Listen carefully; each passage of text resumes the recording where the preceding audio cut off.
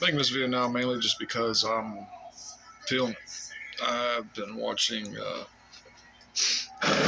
watch sermons. I watch Creflo, um, TD Jakes. I'm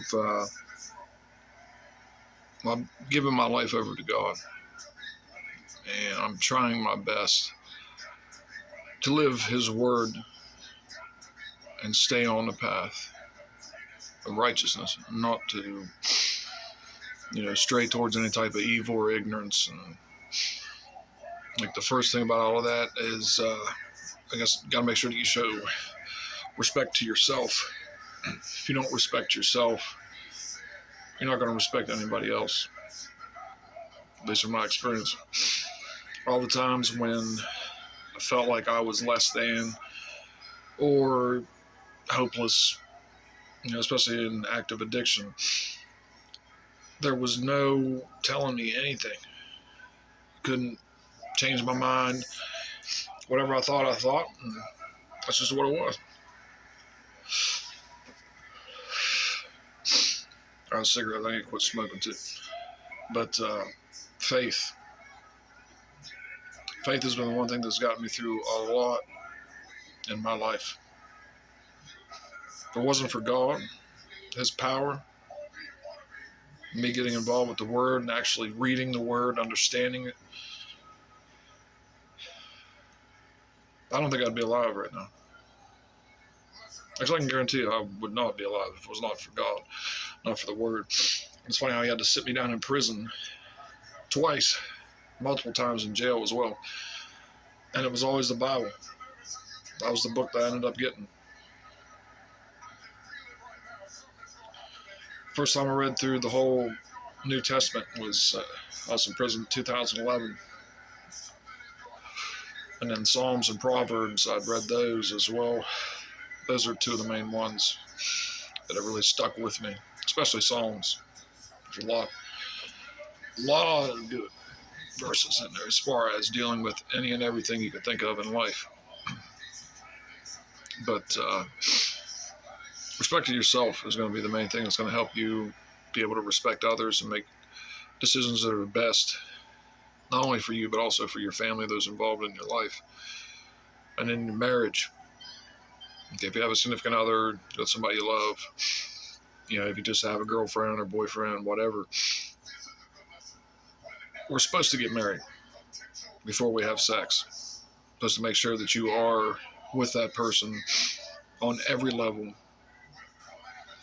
And that's just following the Word. And I lived in sin, for years. And love and lust, I can say, were both always involved in one way, shape, or form. And I can honestly say my wife, I love and lust her. There's not a lot of people that can honestly say that they love any and everything about their significant other. I mean, you can say you love them, but when you love every aspect of them, the way they are, their aura, just the way they say things, the way they move, the way they eat. Talking is probably one of the main things.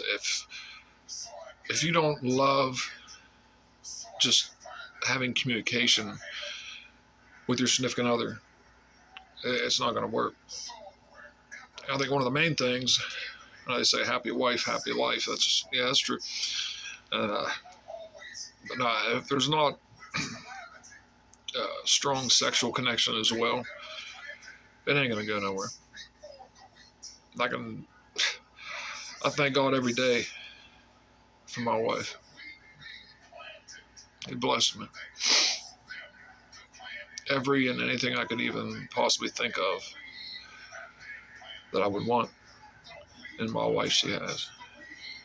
From caring and understanding to hard-headed, stubborn, opinionated, but also she's definitely keeps an open ear and tries to see it from both sides as well. She's not one-sided. She's forgiving, loyal, rode with me through so much. Health issues, losing apartments, homeless, going to prison. She stayed by my side through it all. That's one thing that is really hard to find these days. It's loyalty.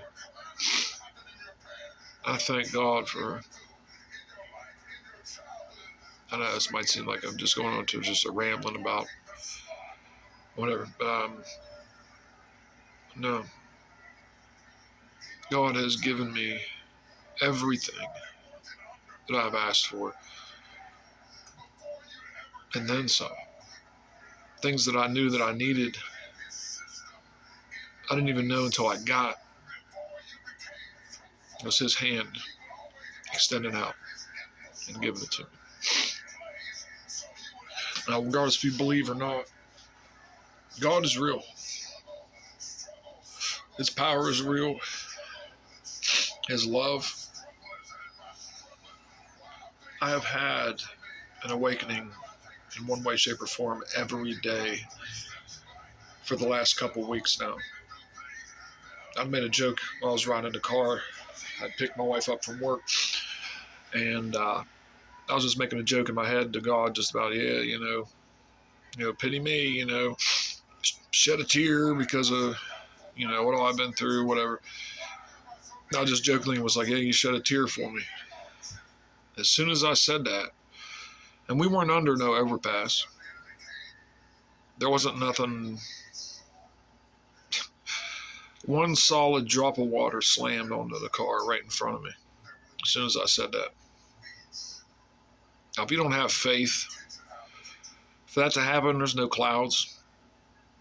It ain't like it was storming. It hasn't stormed at all. Heck, still sunny outside. See, when things like that happen, that just helps instill even more strength into my faith. I've been asking Him just to show me if everything was going to be okay as far as my marriage, because of just stupid crap that I've done coming back in my mind, starting to feel like I don't deserve love. That's probably one of the main things that I've tried to fight off ever since I had gone to prison this last time, because I had left, and throughout the process I was trying to get me and my wife a place, and I ended up screwing up pretty bad. Ended up doing 14 months in prison, and she was out here homeless. She ended up having some serious health stuff she got diagnosed with, and for the longest time I blamed myself for every single bit of that. Because if I had just stayed, and I'll be going trying to be, Mr. Hero, if I'd have just worked, main thing was just getting a job and keeping it. But my addiction led me to make some pretty stupid decisions that almost killed her. And I prayed so hard every day when I was in prison. Well, first I went to county jail, then to prison. I prayed every day for her safety, for God to watch out for her, for Him to send angels to minister to her, to help guide her, protect her. I had shed so many tears this last summer. Pain isn't even a word that can even come close to describing what I'd felt. Everything from pure shame, confusion, with myself, confused on why I do any of that crap. Why has always been a main question I'd always try to ask myself. But ever since I forgave myself, it took a weight off of my shoulders. I got home. Main thing I was praying for after I got out was just to be able to get that connection back with my wife. And we weren't married at the time. We haven't got married except for earlier this year we got married. And I thought it was hopeless when I first got home after seeing her, and especially seeing how much weight that she had lost. as skinny as she was, that's when I knew in my heart that I almost killed her. That's one of the hardest things that I've had to live with since I got out of prison, was the damage that I'd done to her, to her mind, her body, even her spirit. I nearly broke her. And she still forgave me and gave me another chance. I thank God every day for that. And I will never backtrack. I will never put her through any of that ever again. God strike me dead if I even start on any path towards any of that. But since we got back together, now it's been like 4 years clean. She used to drink every day. And she's almost 4 years clean from alcohol. And I was on numerous drugs and alcohol, all that here and there. Just to be able to say that I've been sober for this long is, a lot of people probably wouldn't even believe it. I got drug tests going back the last 4 years to prove it, though.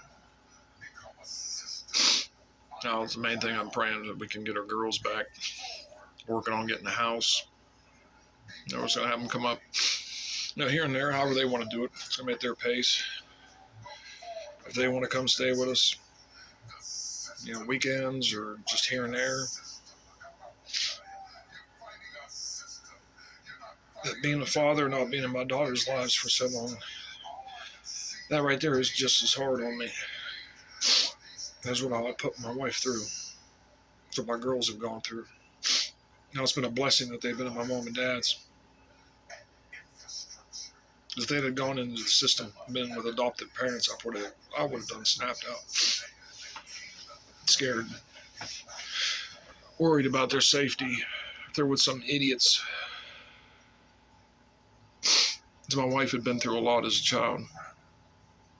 A lot of abuse. A lot of ignorance. If I could go back and change that. Because it's always the most kind-hearted, loving people to go through the most strife, the most pain. It's wrong. But that's life. And she's the strongest woman I've ever met. Been through so much. From being shot, kicked out of a vehicle on the highway, hung, poisoned.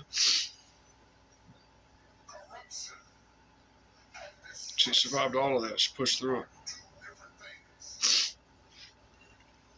And all the health stuff that she had, she's pushing right through that like it's nothing. But, I just hope that for me doing these videos, somebody, even if it's just one person, if you hear something that helps you see that it's not hopeless, that you can see that you can do it. This thing they call life. Bills, all that, taking care of stuff. If I can help one person that they can do it, I'm happy. Because it is not hopeless. No matter how much the enemy works on your mind, it's never hopeless. As long as you got a breath in them lungs, there's a chance. Never stop fighting for what you love and what you believe in. Because I was ready to give up numerous times on trying to get my wife back. But I refused to. Because I'll be damned if I'm going to go through my life and be in my 70s or 80s sitting back thinking I wish I would have.